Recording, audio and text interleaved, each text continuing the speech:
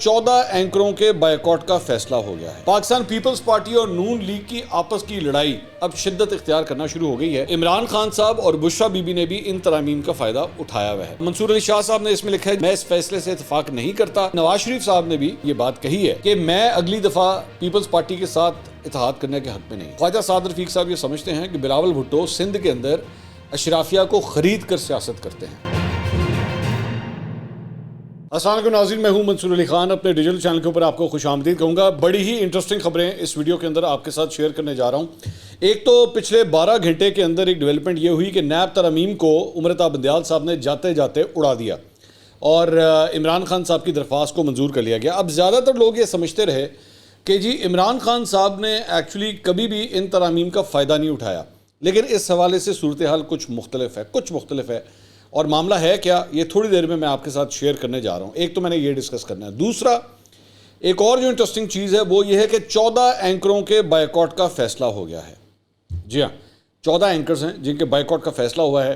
کس نے بائیکاٹ کیا ہے، 14 اینکرز کون ہے، یہ ساری تفصیلات اس ویڈیو میں آپ کے ساتھ شیئر کرنے جا رہا ہوں۔ اور تیسری چیز جو بڑی امپورٹنٹ آپ کے ساتھ شیئر کرنی ہے، پاکستان پیپلز پارٹی اور نون لیگ کی آپس کی لڑائی اب شدت اختیار کرنا شروع ہو گئی ہے۔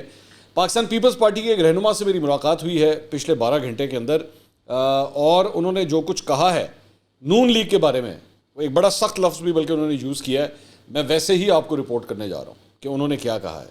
تو اینڈ تک یہ ویڈیو دیکھیے گا، بڑی اہم خبریں اس ویلاگ کے اندر میں آپ کے ساتھ شیئر کروں گا۔ لیکن سب سے پہلے آپ سے ریکویسٹ ہے کہ چینل کو سبسکرائب ضرور کیجیے۔ 7,54,000 سبسکرائبرز کے اوپر اب ہم پہنچ چکے ہیں اور 8 لاکھ سبسکرائبر سے اب ہم صرف 46% اپنے ٹارگٹ سے جو ہے وہ ہم دور ہیں۔ اور بیل آئیکن ضرور پریس کیجئے اور ساتھ ہی ساتھ آل ویڈیوز کو پریس کیجئے، اور ویڈیو اگر آپ کو پسند آئے تو اسے لائک ضرور کیجئے گا۔ لیکن جو ان لائک کرنے والی چیز ہے، سب سے پہلے ذرا میں وہ آپ کو بتا دوں، میری نہیں، میں ویسے آپ کو خبر دے دوں کہ پٹرول کی قیمت میں جناب ایک بہت بڑا اضافہ ہو گیا ہے۔ 26 روپے فی لیٹر، جی ہاں 26 روپے فی لیٹر کا اضافہ پٹرول کی قیمت میں کر دیا گیا ہے، اور پٹرول کی اب نئی قیمت 331 روپے فی لیٹر تک پہنچ گئی ہے۔ یہ ذہن میں رکھیے گا کہ ڈالر جو ہے وہ اس لیول سے نیچے آیا تھا، یہ تقریباً 331 32 33 کے لیول سے ہی نیچے آیا تھا، اور اب پٹرول کی نئی قیمت کا جو اعلان کیا گیا رات کو 12 بجے، وہ اب 331 روپے ہو گئی ہے۔ تو اس سے اب آپ سوچئے کہ مہنگائی کا کتنا بڑا طوفان جو ہے وہ آنے والا ہے۔ لوگ پہلے ہی اس وقت ان کی زندگی اجیرن ہوئی ہے، اور اس ساری صورتحال کے اندر پٹرول کی قیمت بھی جو ہے وہ بڑھا دی گئی ہے۔ یہ کہا ضرور جا رہا تھا کہ پیٹرول کی قیمت جو ہے وہ بڑھے گی، لیکن جو اعداد و شمار تھے وہ تقریباً کوئی 10 روپے 15 روپے رفلی تقریباً اس کے آ رہے تھے۔ ساتھ ہی ساتھ ڈیزل کی قیمت میں بھی جناب 17 روپے کا اضافہ کیا گیا، 17.34 17 روپے 34 پیسے کا اضافہ کیا گیا ہے، اور ڈیزل کی نئی قیمت جو ہے 329 روپے 18 پیسے جو ہے وہ مقرر کر دی گئی ہے۔ تو پٹرول پہلے 305 کا تھا، وہ 331 کا ہو گیا، ڈیزل 311 روپے 84 پیسے کا تھا، یہ 329 روپے کا ہو گیا ہے۔ تو یہ ایک مہنگائی کا طوفان جو ہے وہ لانے لگا ہے۔ اب دیکھیے آگے کیا ہوتا ہے۔ اچھا جی، اب کچھ دیگر خبریں بھی ذرا شامل کر لیں۔ ایک تو جناب حکومت نے بیرون ملک سے بینکنگ چینل سے پیسے بھیجنے والوں کے لیے انعامی اسکیم کا اعلان کر دیا ہے، اور نگراں وزیر خزانہ شمشاد اختر نے کہا ہے کہ انعامی اسکیم کے لیے 20 ارب روپے جاری کیے جائیں گے، اور اگر کوئی شخص باہر سے $100 سے اوپر ریمیٹنس کرتا ہے، یہاں پہ بھیجتا ہے، تو اس کی کوئی اضافی فیس جو ہے وہ نہیں لی جائے گی۔ اور سونی دھرتی ریمیٹنس اسکیم، یہ اسکیم کا نام جو ہے وہ رکھا گیا ہے، اور اس کے ساتھ ساتھ آپ کے پوائنٹس بھی اس میں ایڈ ہوں گے، اور آپ کو جو ہے وہ کئی سرکاری اداروں سے خدمات اور اشیاء رعایتی نرخ پر لی جا سکیں گی اگر آپ کے پیسے، بیسکلی مقصد وہ یہ ڈالر اکٹھے کرنا، مقصد یہ ہے کہ ڈالر اکٹھے کرنا اور زیادہ سے زیادہ ڈالر جو ہے نا وہ اکٹھے کیے جائیں، تو یہ بیسکلی اس کا مقصد ہے۔ اچھا جی، اس کے علاوہ اپسوس کی جانب سے، اپسوس بیسکلی ایک ادارہ ہے جو مختلف قسم کے سرویز کرتا ہے، ان کی جانب سے ایک سروے رپورٹ سامنے آئی ہے، اور وہ سروے رپورٹ یہ کہتی ہے کہ 98% پاکستانی ملک کی سمت سے خوش نہیں ہیں۔ ظاہری بات ہے، جہاں پہ پٹرول جو ہے وہ 26 روپے مہنگا ہو رہا ہو، ڈیزل 17 روپے مہنگا ہو رہا ہو، وہاں پہ لوگ جو ہیں اس کی سمت سے کہاں پہ مطمئن ہوں گے، ظاہری بات ہے جو صورتحال ہے۔ اور اس میں جو درست سمت سمجھتے ہیں وہ 2% پاکستانی ہیں۔ تو یہ 2% پاکستانی کون ہے، میں ان سے ملنا ضرور چاہوں گا کہ وہ کون سے ہیں جو یہ سمجھ رہے ہیں کہ درست سمت میں جا رہا ہے۔ اس کے علاوہ جناب اس رپورٹ کے مطابق ملکی معیشت اور اپنی مالی صورتحال سے پاکستانی مایوس ہیں. 76% پاکستانی ملکی معیشت کو کمزور اور 68% اپنی مالی صورتحال کو خراب کہہ رہے ہیں. اور یہ بات بھی سامنے آئی ہے کہ 66% پاکستانی ملکی معاشی حالات میں اگلے 6 ماہ میں بھی بہتری کی کوئی امید نہیں لگائے ہوئے اور 60% مستقبل میں اپنے مالی حالات مزید کمزور دیکھ رہے ہیں. تو یہ جناب ایک خبر جو ہے وہ یہ آئی ہے. اس کے علاوہ میں نے آپ کو پچھلے دنوں ایک خبر آئی تھی کہ جناب فواد حسن فواد صاحب جو نواز شریف صاحب کے سابقہ پرنسپل سیکرٹری ہیں ان کو نگراں کیبنٹ کے اندر جو ہے وہ شامل کیا گیا. تنقید بھی اس کے اوپر کی گئی کہ جی مسلم لیگ نون سے جو شخص اتنا قریب رہا ہے جبکہ از اے ویری کمپیٹنٹ پرسن تو ان کو کیوں کیبنٹ کے اندر شامل کیا گیا ہے. تو اب ان کو پورٹ فولیو بھی دے دیا گیا ہے اور پرائیویٹائزیشن کا نجکاری کا پورٹ فولیو جو ہے ان کو دیا گیا ہے. یہ ذہن میں رکھیے گا کہ اس وقت پی آئی اے کے نجکاری کے لیے بڑی ہنگامی جو ہے وہ سپیڈ کے ساتھ کام ہو رہا ہے. تو پی آئی اے کی نجکاری کا ارادہ ہے گورنمنٹ کا. تو اور اس سلسلے میں جو ہے وہ اب فواد حسن فواد صاحب کو یہ بڑا امپورٹنٹ پورٹ فولیو جو ہے دیا گیا ہے.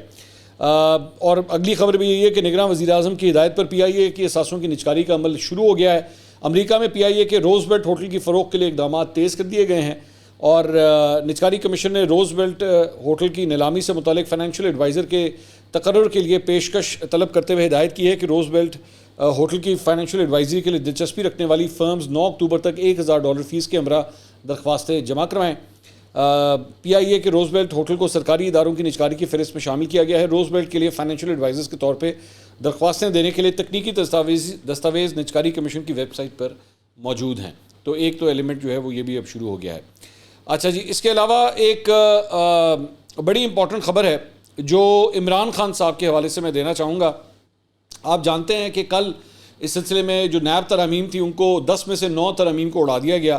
سابقہ نہیں آج بھی موجودہ ہی ہیں موجودہ چیف جسٹس عمر عطا بندیال, آج ان کا ٹیکنیکلی آخری دن ہے لیکن آج کیسز وغیرہ تو لگیں گے نہیں, تو ان کی جانب سے کیا گیا.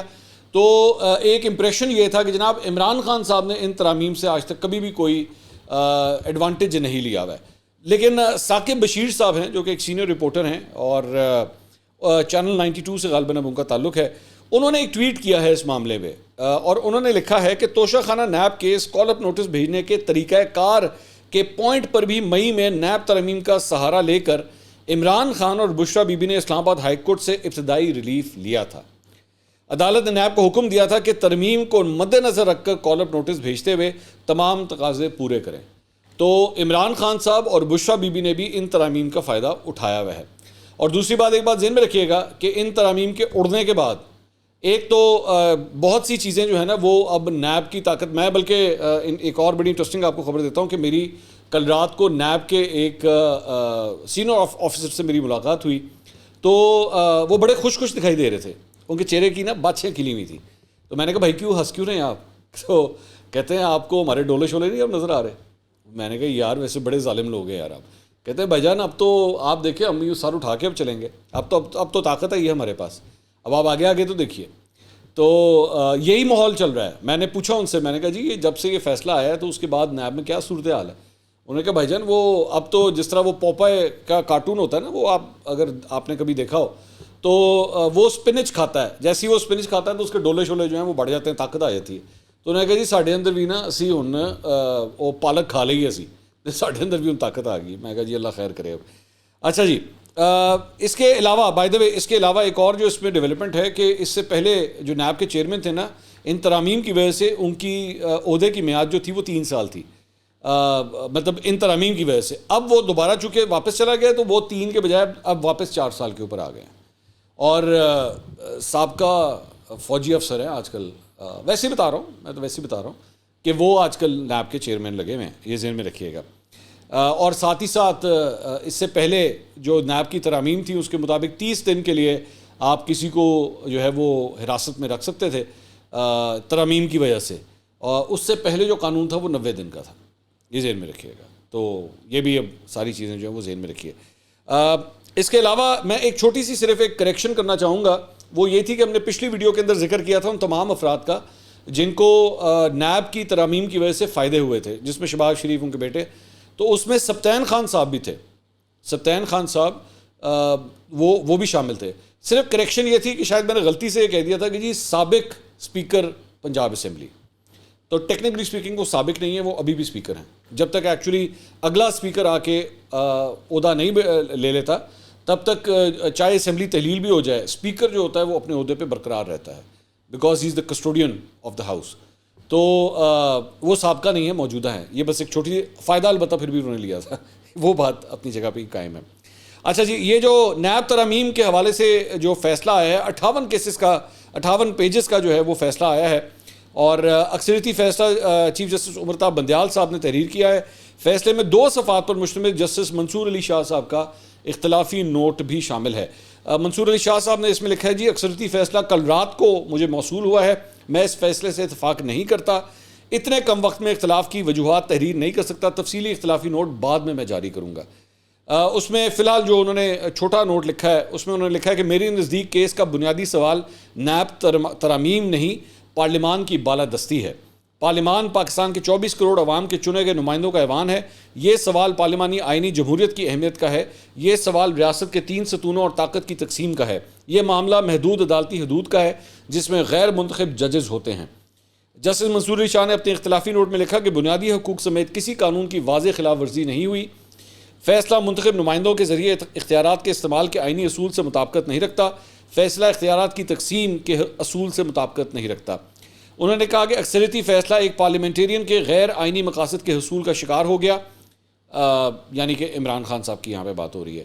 قانون پر سیاسی اور پالیسی گفتگو کو پارلیمان سے نکال کر عدالت میں لایا گیا. یہ طے نہیں کیا گیا کہ اراکین پارلیمنٹ کا احتساب کیسے بنیادی حقوق کا مسئلہ ہے. نیب قانون کا اکثریتی فیصلہ خود بنیادی آئینی حقوق کی خلاف ورزی ہے. بڑا اسٹرانگ نوٹ لکھا ہے منصور علی شاہ صاحب نے، لیکن ذہن میں رکھیے گا اختلافی نوٹ پھر بھی اختلافی نوٹ ہی ہوتا ہے. جو میجورٹی کا فیصلہ ہوتا ہے وہی کاؤنٹ کیا جائے گا which is against the NAB amendments, اور وہ آلریڈی سامنے آ چکا ہے. اچھا جی، اس کے علاوہ پی ٹی آئی نے سپریم کورٹ کے نیب ترمیم کو کالعدم قرار دینے کے فیصلے کا خیر مقدم کیا ہے. ترجمان پی ٹی آئی نے کہا ہے کہ نیب ترمیم کالعدم قرار دینے کا سپریم کورٹ کا فیصلہ chairman P T I Imran Khan کی نہیں بلکہ حق اور انصاف کی جیت ہے. ترجمان نے مزید کہا کہ سابقہ حکومتی اتحادی پی ڈی ایم نے نیب کو سیاسی مفادات کے لیے استعمال کیا.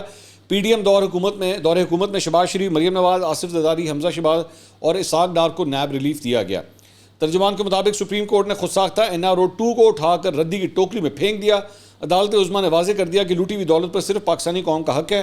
فیصلے کی روشنی میں اربوں روپے لوٹنے والوں کو کٹہرے میں کھڑا کیا جائے، یہ جناب لکھا گیا ہے. اور کچھ ایسی ہی بات جو ہے وہ ان اینکر پرسن نے، جو میں انشاءاللہ ایک دن بڑا ہو کے بننے کی بھرپور کوشش کروں گا، میں کوشش کر رہا ہوں لیکن میں روزانہ فیل ہو جاتا ہوں، وہ ہیں کامران خان صاحب. کامران خان صاحب نے ٹویٹ کیا ہے، sorry very bad news, Shahbaz Sharif صاحب، سلمان شہباز، حمزہ شہباز صاحبان اینڈ ادر فیملی ممبرز، محترم اسحاق ڈار صاحب، یوسف رضا گیلانی صاحب، آصف علی زرداری صاحب، A G Majeed Anwar Majeed and other Majeeds. Senior NAB officials have just told me your hard-earned assets are going to be frozen again. Under the Supreme Court judgment, the NAB will start refreezing of your assets on Monday. تو یہ کامران خان صاحب نے اطلاع دی ہے کہ ان تمام افراد کے جو اثاثے ہیں ان کو اب منجمد کر دیا جائے گا. یہ کامران خان صاحب نے یہ اعلان کیا ہے. اب ہمیں سب کو پیر کا انتظار کرنا پڑے گا کہ پیر والے دن کیا ان تمام ایسٹس کو فریزر میں رکھا جاتا ہے یا نہیں. تو دیکھتے ہیں ایسا ہوتا ہے کہ نہیں. اچھا جی، کچھ دیگر خبریں. اب ذرا آ جائیں جناب پیپلز پارٹی اور نون لیگ کے دنگل کے اوپر. پہلے میں آپ کو ایک خبر دے دیتا ہوں، اس کے بعد ایک اور خبر اسی سے ریلیٹڈ جو میرا کبوتر لے کر آیا وہ میں آپ کو بتاؤں گا. سینٹرل ایگزیکٹو کونسل کے 2 روزہ اجلاس کے اختتام پر بلاول بھٹو صاحب نے پریس کانفرنس کی ہے. بڑی دھویں دار قسم کی جناب یہ میٹنگ ہوئی ہے. تو اس کے بعد انہوں نے کہا کہ 2013 میں ہمیں سازش کے تحت پنجاب سے نکالا گیا. جنرل پاشا، افتخار چودھری اور ایک سیاسی جماعت نے سازش کر کے پی پی پی کو پنجاب سے نکالا. بعد میں خود پنجاب سے پی پی پی کے نکلنے کا نقصان بھی اٹھایا. 2018 میں جنرل فیض، ثاقب نثار اور ایک سیاسی جماعت کا گٹھ جوڑ تھا جو ملک کا حال ہوا سب کے سامنے ہے. بلاول بھٹو نے نام لیے بغیر ایک بار پھر مسلم لیگ نون کو نشانے پر لیا اور کہا کہ ایک اتحادی سے متعلق کہا جاتا ہے کہ مشکل میں ہوں تو پاؤں پکڑتے ہیں، جب مشکل سے نکل جائیں تو گلا پکڑتے ہیں. میاں صاحب سے تو سوال نہیں ہوتا کہ کراچی میں رات نہیں گزاری تو سندھ سے آپ کی دلچسپی نہیں. افسوس ہے کہ اس غدار کشی میں ایک ہی جماعت کو نشانہ بنایا جاتا ہے. کسی کو غلط فہمی نہیں ہونی چاہیے کہ پیپلز پارٹی خود کو ایک صوبے تک محدود سمجھتی ہے. ملک کے کسی حصے سے انتخاب نہ لڑنے کا یہ مطلب نہیں کہ وہ جماعت وہاں موجود نہیں. پیپلز پارٹی وہ جماعت ہے جس نے پنجاب سے جنم لیا. لیول پلینگ فیلڈ نہ ملنے سے متعلق شکایت ایک سیاسی جماعت سے ہے. پارٹی نے آصف زرداری کو اختیار دیا ہے کہ وہ اس سے متعلق تحفظات دور کرنے کے لیے اقدامات کریں. سپریم کورٹ کا یہی فیصلہ متوقع تھا. گیلانی صاحب سے لے کر ہم نے نیب کے کیسز پرانے اور نئے قوانین کے تحت بھگتے ہیں. اس فیصلے سے بھی ہمیں کوئی فرق نہیں پڑتا. نیب ہمارے لیے کوئی نئی چیز نہیں اور اس حوالے سے ہماری دو رائے ہیں. پہلے یہ کہ نیب ایک آمر کا بنایا گیا ادارہ ہے, اسے بند ہونا چاہیے, اور دوسرا یہ کہ احتساب کو بلا تفریق ہونا چاہیے. افتخار چودھری کے بعد سے جتنے ججز آئے ان کی کارکردگی پر تاریخ فیصلہ کرے گی. وکلا تحریک کے نتیجے میں افتخار چودھری کی جانب سے بحال کیے جانے والے ججز میں عمر تا بندیال آخری جج تھے. الیکشن کمیشن انتخابات کی تاریخ فوری دے. الیکشن کے حوالے سے حکمت عملی انتخابات کی تاریخ کے بعد مناسب وقت پر سامنے رکھیں گے. 9 مئی سے پہلے پی ٹی آئی کے ساتھ بات کرنے کے حامی تھے اور الیکشن کی تاریخ پر اتفاق کے لیے کوشاں تھے. کاش وہ ہماری جو کوششیں تھیں وہ کامیاب ہوتی ہیں اور یہی تمام سیاسی جماعتیں اور جمہوریت کے لیے بہتر ہوتا. مگر پی ٹی آئی کے کچھ لوگوں نے 9 مئی کو جی ایچ کی اور جناح ہاؤس سمیت عسکری تنصیبات پر حملے کا پلان بنایا. اچھا جی, اب میری ایک پاکستان پیپلز پارٹی کے ایک سینئر رہنما سے آج ملاقات ہوئی, کل ملاقات ہوئی سوری. وہ بھی سی ایس سی کی میٹنگ اٹینڈ کرنے کے لیے آئے ہوئے تھے. تو میں نے ان سے پوچھا, میں نے کہا جی یہ نون لیگ کے حوالے سے کیا چل رہا ہے, آپ نام بھی نہیں لیتے اور شکوہ بھی کرتے ہیں, تو کیا یہ آپ چاہتے کیا ہیں؟ انہوں نے کہا جی بات یہ ہے کہ ہماری پارٹی کے اندر نا پیپلز پارٹی کو نون لیگ کو لے کے جو ہے بڑی ریزنٹمنٹ ہے, بلکہ میں کھلا کے بات کرنا چاہوں گا. میں کہ جی بولیں. انہوں نے کہا جی بات یہ ہے کہ نون لیگ کی پوزیشن تو وہاں آگئی ہوئی ہے کہ نون لیگ جس کو گالی دے گی نا, نون لیگ جس کو برا بھلا کہے گی, لوگوں نے کہنا ہے اسی کو ووٹ دو. لوگوں نے کہنا ہے کہ اسی کو ووٹ دو. نون لیگ کی یہ پوزیشن ہوگی بھی ہے. تو نون لیگ جو ہے نا وہ اس حد تک تابکاری مطلب نظام میں آ چکی ہے, ایسی شعائیں چھوڑ رہی ہے کہ اس سے جتنا دور رہا جائے اتنا ہی بہتر ہے. سو یہ جو گفتگو تھی اس سے آپ اندازہ کر سکتے ہیں کہ اس وقت پیپلز پارٹی کے اندر نون لیگ کو لے کے مائنڈ سیٹ کیا چل رہا ہے, مطلب تھاٹ پروسیس جو ہے وہ کیا چل رہا ہے. اچھا, میں نے ان کو ایک بات کہی اور وہ میں ریپیٹ کر دیتا ہوں, شاید میں نے اپنے کسی ویلاگ میں بتائی بھی تھی. وہ یہ تھی کہ ایون نواز شریف صاحب نے بھی ایک سینئر جرنلسٹ سے ملاقات کے دوران یہ بات کہی ہے کہ میں اگلی دفعہ پیپلز پارٹی کے ساتھ اتحاد کرنے کے حق میں نہیں ہوں. یہ انہوں نے کہی ہے. انہوں نے کہا میں اپوزیشن میں بیٹھنا بہتر سمجھوں گا بجائے اس کے کہ پیپلز پارٹی کے ساتھ مل کے حکومت بنائی جائے. تو یہ دونوں جماعتوں کے درمیان اس وقت یہ پوزیشن لی جا رہی ہے. اچھا, ضروری نہیں ہے, یہ ذہن میں رکھیے گا, یہ ضروری نہیں ہے کہ جو کچھ کہہ رہے ہیں نا یہ اس طرح کریں گے بھی. کچھ مطلب ظاہری بات ہے اس وقت جو صورتحال چل رہی ہے اس کے اندر بہت امپورٹنٹ ہوتا ہے کہ سارا ملبہ ایک دوسرے کے اوپر ڈال دیا جائے. اب میں چھوٹی سی اگزامپل جو ہے وہ خواجہ سعد رفیق صاحب کی شیئر کرنا چاہوں گا. کل رات کو انہوں نے ٹویٹ کیا, انہوں نے کہا پروجیکٹ عمران کی سہولت کاری کے بعد پی ایم ایل این کے سابقہ اتحادی جماعت کے سربراہ کے کوسنے اور تانے الیکشن سٹنٹ کے سوا کچھ نہیں. یہ خواجہ سعد رفیق صاحب بلاول بھٹو صاحب کے بارے میں کہہ رہے ہیں. طاقتور سیاسی اشرافیہ کو خرید کر ایک صوبہ کنٹرول کرنا کون سی عوامی سیاست ہے؟ خواجہ سعد رفیق صاحب یہ سمجھتے ہیں کہ بلاول بھٹو سندھ کے اندر اشرافیہ کو خرید کر سیاست کرتے ہیں. یہ ذہن میں رکھیے گا. آگے انہوں نے لکھا کہ سندھ میں M Q M, J U I, P M L N اور دیگر مل کر اچھا الیکشن لڑ سکتے ہیں. یہی صورت رہی تو الیکشن اپنا اپنا, تب تک کے لیے tata bye bye, see you soon. تو یہ سندھ کے حوالے سے جو ہے وہ انہوں نے اپنی رائے دی ہے کہ جی سندھ جو ہے وہ ہم وہاں پہ, اور یہ فیکٹ ہے کہ یہ ڈیولپمنٹ ہو رہی ہے وہاں پہ, پاکستان پیپلز پارٹی کے خلاف جو ہے یہ اتحاد بن رہا ہے. صرف اس پورے سیٹ اپ کے اندر ایک چیز کی جو کمی ہے وہ یہ ہے کہ کیا جی ڈی اے کیا کرے گی, کیونکہ جی ڈی اے جو ہے وہ تو اپوزیشن میں بیٹھی ہوئی تھی. ابھی جب پی ڈی ایم کی گورنمنٹ تھی وہ تو اپوزیشن میں بیٹھی ہوئی تھی. تو اب اگر یہاں پہ دو پرانے اتحادیے آپس میں لڑ پڑے ہیں, اگر نون لیگ اور پیپلز پارٹی آپس میں لڑ پڑے ہیں, تو جی ڈی اے نے کس سائڈ پہ جانا ہے, پیپلز پارٹی کی سائڈ پہ جانا ہے یا اس والی سائڈ پہ جانا ہے, کیونکہ انہوں نے تو دونوں کے ساتھ ہی پھڈا لیا ہوا تھا. یہ دیکھنے کی بات ہے. لیکن یہ جو خواجہ سعد رفیق ان 3 جماعتوں کے بارے میں بات کر رہے ہیں نا, یہاں پہ آپس میں واقعی کافی قربتیں جو ہیں وہ بڑھ چکی ہیں. اچھا جی, اب آ جائیں جناب 14 اینکر پرسنز جن کے بائیکاٹ کا فیصلہ کیا گیا ہے. تو شکر اللہ کا یہ بائیکاٹ کا فیصلہ پاکستان میں نہیں بلکہ بھارت میں کیا گیا ہے. بھارت کی اپوزیشن جماعتوں نے جناب تمام نیوز چینلز اور اینکرز ان تمام نیوز چینلز اور اینکرز کے بائیکاٹ کا فیصلہ کیا ہے جن کے بارے میں وہ یہ رائے رکھتے ہیں کہ جی یہ اقلیتوں کے یعنی کہ مسلمانوں کے حقوق کا تحفظ نہیں کرتے اور وزیر اعظم نریندر مودی کی لائن کے اوپر جو ہے وہ چلتے ہیں. وہ اینکرز کون کون ہیں؟ وہ 14 اینکرز میں نام لے دیتا ہوں.